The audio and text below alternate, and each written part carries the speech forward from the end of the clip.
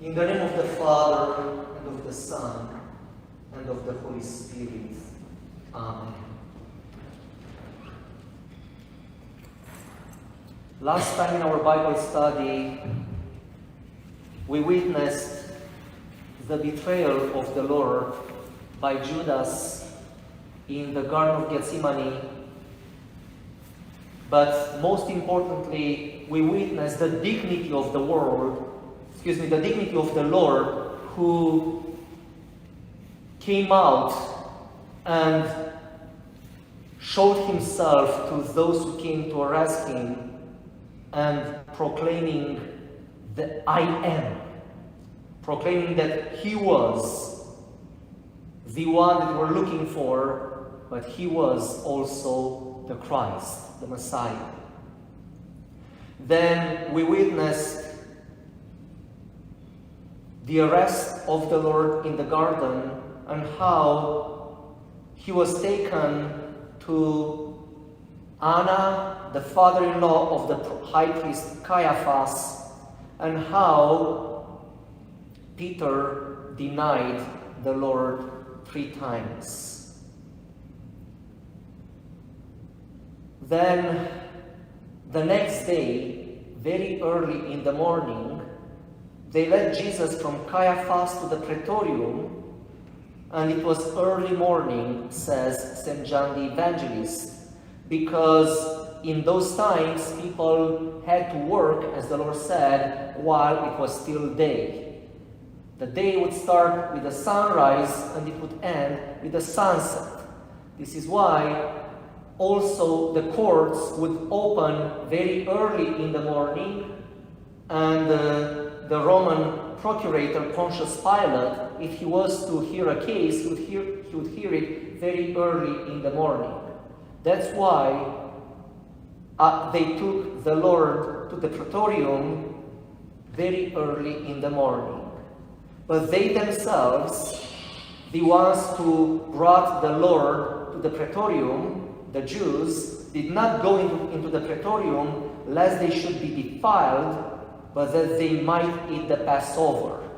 This is very ironic because, they wanted to be religious and not to go into the Praetorium, because in the Praetorium they had Romans. And as Jews, you're not allowed to come in touch with Gentiles, because it was the day of preparation before Passover, and they wanted to stay clean so that they could eat the Passover. They were so blinded they couldn't see that what they were doing was very, very impure and unloving. But they were so concerned about keeping their religious purity by not going into the Praetorium. Pilate then went out to them and said, "What accusation do you bring against this man?" Pilate himself had to go out of the Praetorium because the Jews would not come in. So this is why he had to go out to the Jews, who came with this arrested man to him. So Pilate goes out of the Praetorium and asks them, "What accusation do you bring against this man?" They answered and said to him, "If you are not an evildoer, we would not have delivered him up to you."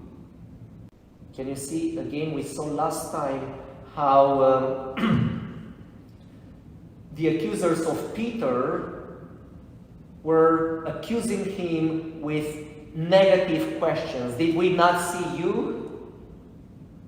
Now we see the same kind of mischievous, avoidance by the Jews. They are not giving a straight answer to Pontius Pilate. When he asked them straightforward, "What accusation do you bring against this man?" they answer, "If you are not an evildoer, we would not have delivered him up to you." He's an evildoer, just generally speaking, but not tell him exactly why they brought Jesus to him. Then Pilate said to them, "You take him and judge him according to your law." Therefore the Jews said to him, "It is not lawful for us to put anyone to death." That the saying of Jesus might be fulfilled, which he spoke, signifying by what death he would die. So the Jews say, it is not lawful for us to put anyone to death. And then St. John the Evangelist comments that the saying of Jesus might be fulfilled, which he spoke, signifying by what death he would die. So the Jews say, it is not lawful for us to put anyone to death. The Jews would put to death by stoning. And they tried to stone the Lord before. And this was the punishment for blasphemy. And they found the Lord guilty of blasphemy, of making himself the Son of God. But still, they did not stone him to death. St. John the Evangelist says that this was so that the words of the Lord would be fulfilled, signifying by what death he would die. Because 3 times in the Gospel of John, already the Lord prophesies that he was going to die by being lifted up. When I will be lifted up, when the Son of Man will be lifted up, he said earlier in the Gospel of John, then you'll know that I am. So the Jews didn't stone him to death because he was to die by being lifted up. And only the Romans, the Roman authorities, had the right to condemn someone to death through crucifixion. So that's why it was by the providence of God that the Jews brought him to Pontius Pilate to condemn him and to die through crucifixion. Then Pilate entered the praetorium again, called Jesus, and said to him, "Are you the king of the Jews?" Jesus answered him, "Are you speaking for yourself about this, or did others tell you this concerning me?" Pilate answered, "Am I a Jew? Your own nation and the chief priests have delivered you to me. What have you done?" Jesus answered, "My kingdom is not of this world. If my kingdom were of this world, my servants would fight so that I should not be delivered to the Jews. But now my kingdom is not from here." We see here the beginning of the dialogue between the Lord and Pontius Pilate. And Pontius Pilate starts to interrogate the Lord to see why the Jews brought the king of the Jews to him to be judged. And the Lord gives Pontius Pilate a very profound answer. "My kingdom is not of this world." This is something that the Jews didn't understand, and we will see that Pontius Pilate, who was a high-ranking politician, could not understand. The Jews believed that the Lord came to establish an earthly kingdom. Pontius Pilate believes the same because that's the only power, the only thing he knows. Earthly power, earthly kingdom. Until today, many people get confused between spiritual and political, earthly power. The Lord made it very clearly, "My kingdom is not of this world." And the kingdom that he came to establish, the kingdom of his church, is not to be of this world and to get entangled in worldly politics and intrigues. His kingdom is not of this world, and we are to keep it not of this world. Pilate therefore said to him, "Are you a king then?"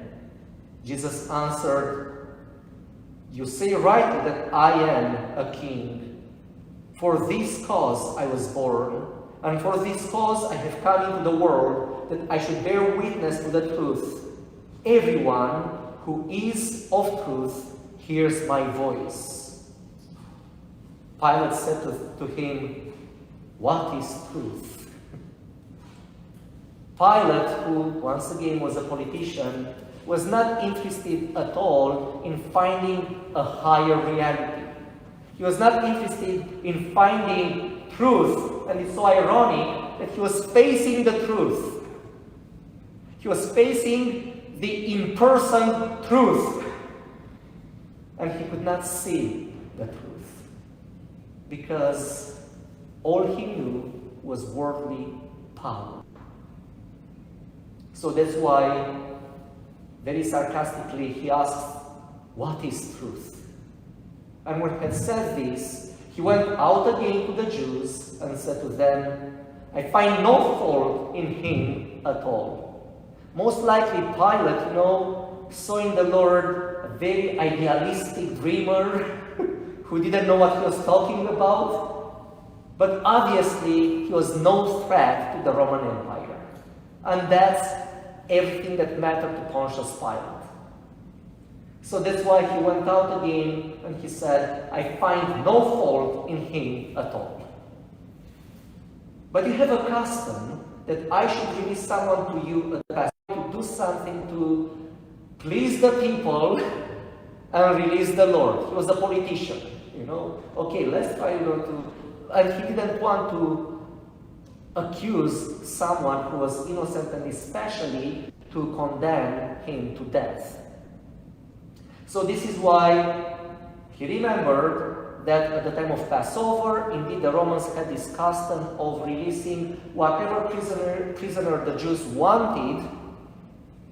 The Romans were trying to show the Jews how kind they are in the end, even if they are the conquerors. They are kind of kind, and at the big festivals, especially at Passover, to release a prisoner to the people, whomever they wanted. So maybe you want me to release Jesus to you? That didn't work with the people.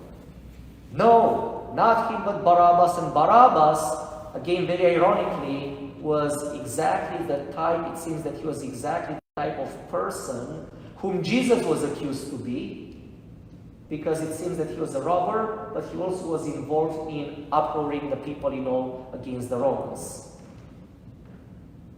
So then Pilate took Jesus and scourged him. Pilate ordered that Jesus be scourged again he thought maybe they are going to be pleased with just scourging him and then releasing him. Scourging was very painful. It was done by tying up the accused person to a pole with his hands and then stretch his legs. And I know it's painful. Maybe I should not go into all the details. And with this whip, with this leather whip, with more cords, and at the end of the cords, at the ends of the whip, with some pieces of metal or bone, and then whip and until the flesh would be broken. So it was very painful, and it was not a pretty scene. And Pilate thought maybe this is going to please them, that he was scourged and he learned his lesson, and I don't have to sentence him to death. So they scourged him, and then the soldiers twisted the crown of thorns and put it on his head, and they put on him a purple robe. Then they said, "Hail, King of the Jews!" and they struck him with their hands. Pilate then went out again and said to them, "Behold, I am bringing him out to you, that you may know that I find no fault in him." Then Jesus came out, wearing the crown of thorns and the purple robe, and Pilate said to them, "Behold the man."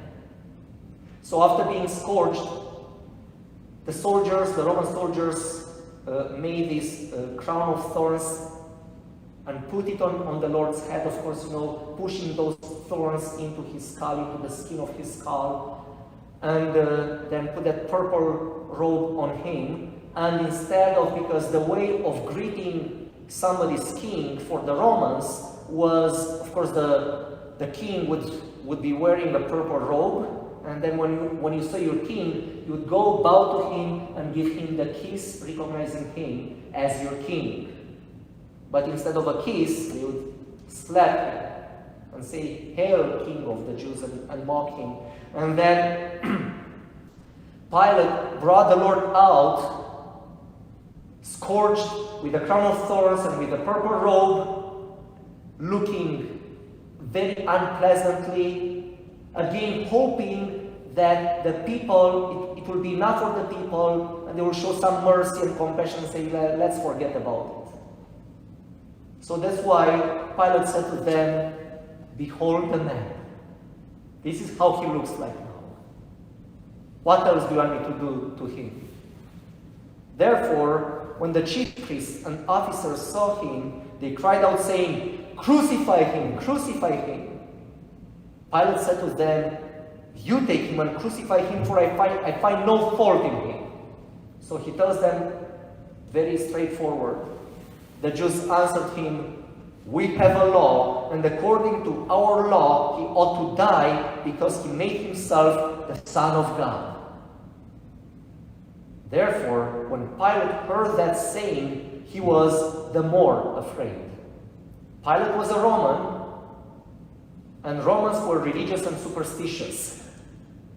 So when he heard that, this man claimed to be the Son of God, Pilate was the more afraid, and went again into the praetorium and said to Jesus, "Where are you from?" But Jesus gave him no answer. Then Pilate said to him, "Are you not speaking to me? Do you not know that I have power to crucify you and power to release you?" Jesus answered, "You could have no power at all against me unless it had been given you from above. Therefore, the one who delivered me to you has the greater sin." Who was the one who delivered the Lord to Pontius Pilate? The chief priests and the Jews, who had the authority from above given to Pontius Pilate. Of course, God allowed this to happen because it had to happen this way. Pontius Pilate was thinking that he had the authority to do whatever he wanted with the Lord. No, you don't. It was from above that it was given to you authority over me today. From then on, Pilate sought to release him, but the Jews cried out, saying, "If you let this man go, you are not Caesar's friend. Whoever makes himself a king speaks against Caesar." Now, here is where the Jews got Pontius Pilate's attention. Until now, they accused the Lord of proclaiming himself to be the King of the Jews. Very soon, Pontius Pilate realized that he is not the King of the Jews. And he has no intention of being the King of the Jews. When the Jews told Pontius Pilate that he claimed to be the Son of God, he was a little afraid, because he was a religious man himself. Even if he was not a Jew, he was a religious man. But when he heard the accusation that if you let this man go, you are not Caesar's friend, whoever makes himself a king speaks against Caesar, they really got his attention. Because this was a political accusation. If you let this man go, who claimed to be the King of the Jews, you are not a friend of Caesar because you are here to represent Caesar. When Pilate therefore heard that saying, and when he realized that he didn't want to jeopardize his political career and his position, he brought Jesus out and sat down in the judgment seat in a place that is called the Pavement, but in Hebrew Gabbatha. Now it was the preparation day of the Passover, and about the 6th hour. So it was Friday. The preparation day in the original Greek New Testament here is the word paraskevi. The Friday of preparation before the Passover, before the Sabbath, and about the 6th hour, so we are getting closer to noon. By the time the scourging was done and all this dialogue, from early morning, from sunrise, it was close to noon now. And he said to the Jews, "Behold your king." But they cried out, away with him, crucify him." Pilate said to them, "Shall I crucify your king?" The chief priests answered, "We have no king but Caesar." How ironic again. Because the Jews, and especially the high priests, hated Caesar, hated the Roman king. And they would have loved to have Jerusalem reestablished, and the Jewish kingdom reestablished. But now they tell Pontius Pilate, "We have no king but Caesar, and this is not our king, and if you don't sentence him to death, you yourself are not Caesar's friend." Then Pontius Pilate, realizing that, as we hear in the Gospel of Matthew, that the riot was starting and he was gaining nothing, he delivered him to them to be crucified. So they took Jesus and led him away. This was the trial of the Lord before Pontius Pilate, and it is very important that we have, these two trials of the Lord in the Gospels. The trial of the Sanhedrin in the Synoptical Gospels, and in the Gospel of John, the trial before Anna and Caiaphas. This is the trial of the Sanhedrin, or before the high priest. This is the trial of the Jews, and the rejection, the final rejection of the Lord by the Jews. Why was the trial before Pontius Pilate important? Because that was the rejection of the world. In the prologue of the Gospel of John, we heard John saying that he came to his own, and his own received him not. He came to his own nation and to his own humanity, created by him, and both rejected him, because both the Jews and the Romans preferred to do what they wanted to do, preferred the worldly power, possessions, and prestige to the Lord. Let us be mindful ourselves, because in our own way, in our own life, we could reject the Lord because we want to keep what is more dear to us, our possessions, our positions, whatever it is, the worldly power, the small worldly power that we have. So let us be careful and mindful about that. Glory to the Father, and to the Son, and to the Holy Spirit,